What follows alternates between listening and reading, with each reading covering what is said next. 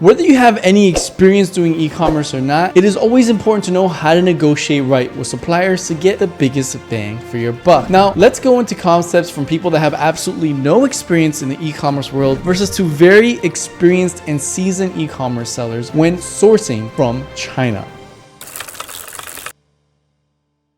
Starting off as you're a complete beginner and you're trying out a new business that hasn't actually been tested. Well, there are still methods you can negotiate with suppliers in China. The first one is if you have some kind of a front-end website that is better. If you can show them that you have a digital presence, frankly speaking, they're not going to take the time to try and steal your market share because they are focused on just making the product. Most of the time, they don't want to do the marketing and front-end effort. They don't have the right resources. They're on the wrong time zones. There's just a lot of things when you're dealing with suppliers directly, especially if they haven't sold overseas before. They just don't want to deal with this. So don't be too scared to show them a front-end website that you already have. You can hint at them making a long-term commitment if the sample quality or the product quality is good. You know that you're not there to just buy it one time and go. You're going to continuously buy from them over again. If you have a track record of your business, that's better. Of course, if you're just starting out, you may not have a track record, but as I always recommend, people that start out in this business, start with your friends and family, people you know that won't try and scam you, won't try and do chargebacks on you. As long as you're very transparent with the way you're doing business, try with those first and show the track record that there's a need or a market for the products that you're trying to sell and you need to find a good supplier. Also show that you have strong purchasing power after buying a sample. Mention that you have done business before in China and you have shown payment receipts of making payments on platforms like 1688 right here or Taobao, or you can even show AliExpress and Alibaba if you have purchased on those before. But if you go more localized, saying, hey, I can immediately pay you on 168 or Taobao or those third-party sourcing platforms, then you can build your credibility and being able to pay faster. So if you're a complete newbie, take those following tips and always go in with some price references before you go in to start negotiating. I would recommend to look for at least 3 to 5 suppliers selling the similar product and have a basic target price in mind. Now, because you're just starting out, don't expect to get the lowest price, especially if you can't promise the volume, but at least you may be able to get cheaper than the listed price online. Now, let's say you have a proven track record and you've been doing this for a while and you just want to better your bottom line in your business. So where beforehand you're just starting out, just testing the market, you can still get a good deal, but you can get an even better deal if you have a proven track record and receipts. So for example, if you have an e-commerce store, you can go to your back end while you're chatting with these people. Of course, face-to-face is always best when you're meeting with these people,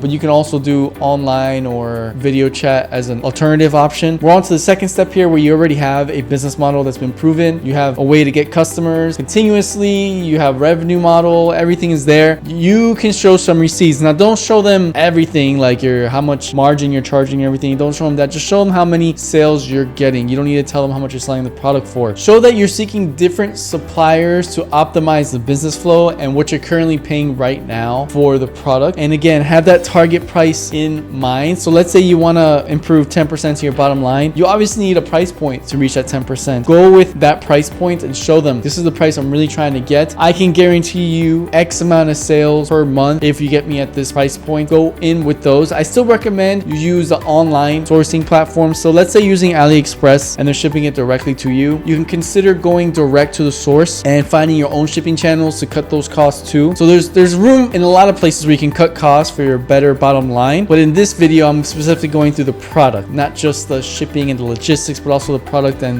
without dealing with the oversales or after service support. So once you have those in mind, you show them your monthly profits, your revenue, how many you can sell, then you can close the deal better that way. Now at this point, I still recommend you go online on platforms like 1688, Taobao, Alibaba, AliExpress, because then you can stay protected in the event they're giving you too good of a deal that just sounds kind of sketchy, because as soon as you go offline, you inquire a lot more risk than you signed up for. Now, the last kind of person is the people that have been doing this business long term. Like they've been doing it years. They have very established business channels, very stable revenue or orders that happen each month. And in this one, you need to go in with the numbers strong. You want to make it a win-win for everybody. You don't want to like lowball them, but you want to show them, okay, on your website, that you've been doing this for years and now it's time that you reevaluate your numbers. I actually recommend you reevaluate your numbers at least on a quarterly basis or every 6 months so that you can always improve your business model as it continues improving. But at this point, I would consider you take it offline. Why do I say that? When you're using platforms like 168 and Taobao, they have commissions that they charge the suppliers that sell. And these commissions can range between 10 to 15%. It can really cut their profits. But now that you know that information, okay, I don't need to buy directly on Alibaba or 168. In this case, we're going to buy directly, send it directly to your bank account. Now, it's a couple things to know before you go into this method is that have the method to send directly to the bank account. If you can pay them directly in Chinese yuan versus USD, you're going to make their life so much easier and more willing to work with you, because when it is USD involved, there's a lot of paperwork that needs to be shown to the bank or whatever platform they're using to change that USD to Chinese yuan. I'm not saying they don't do it. Of course, they'll do it for the right amount, but the least painful you make it for them, the more you want them to compromise on the price. So for example, if a product is $10 and you can